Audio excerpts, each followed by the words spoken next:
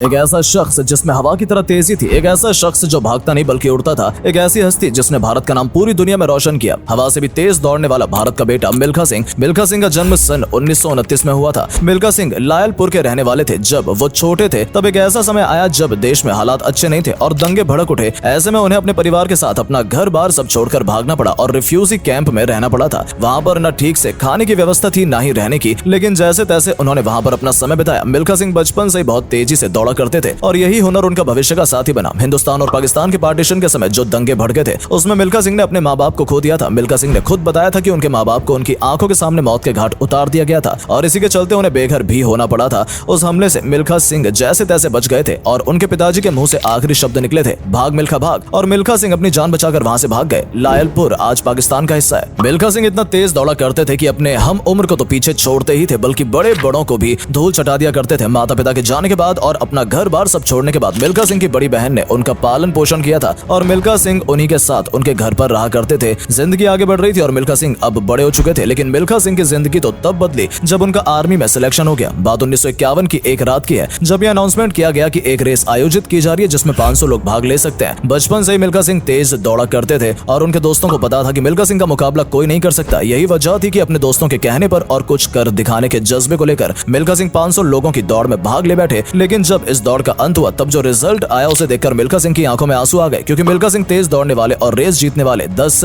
धावकों में से एक थे। मिल्खा सिंह अनोखी तरह से प्रैक्टिस किया करते थे और अपने हुनर को और चमकाया करते थे। ये बात भी बिल्कुल सच है कि मिल्खा सिंह ट्रेन के साथ दौड़कर रेस लगाया करते थे। उस समय मीटर गेज ट्रेन चला करती थी। ट्रेन से रेस लगाते हुए मिल्खा सिंह ये नहीं जानते थे कि भागते भागते वो उड़ना ही सीख जाएंगे और उनके इसी हुनर की वजह से उन्हें द फ्लाइंग सिख का टाइटल दे दिया जाएगा। जब मिल्खा सिंह का आर्मी में सिलेक्शन हो गया तो आर्मी में हवलदार और उनके सीनियर गुरुदेव सिंह ने उनके हुनर को पहचान लिया था और इन गुरुदेव सिंह ने मिल्खा सिंह के इस हुनर को पूरी दुनिया के सामने लाने के बारे में बताया और उन्होंने मिल्खा सिंह की बहुत मदद की। इतना ही नहीं, ब्रिगेडियर जॉर्ज इब्राहिम जो कि आर्मी में कैप्टन थे, उन्होंने भी मिल्खा सिंह का बहुत साथ दिया और उनसे मिल्खा सिंह को बहुत प्रोत्साहन भी मिला। कड़ी मेहनत और प्रैक्टिस करने के बाद 1956 में मिल्खा सिंह ने पहली बार भारत का प्रतिनिधित्व किया। ये कंपटीशन मेलबर्न ओलंपिक था, लेकिन मिल्खा सिंह के पास अभी भी अनुभव की कमी थी। उन्होंने कभी भी किसी इंटरनेशनल रेस में पार्टिसिपेट नहीं किया था और उनके सामने बड़े बड़े अनुभवी एथलीट खड़े थे। अनुभव की कमी की वजह से मिल्खा सिंह उस रेस को जीत नहीं पाए, लेकिन 1958 में मिल्खा सिंह ने 200 मीटर और 400 मीटर की रेस में गोल्ड मेडल जीता। इसके बाद 1958 में कॉमनवेल्थ गेम में भी मिल्खा सिंह ने दौड़ में गोल्ड मेडल जीता। ये 400 मीटर की दौड़ थी और इसमें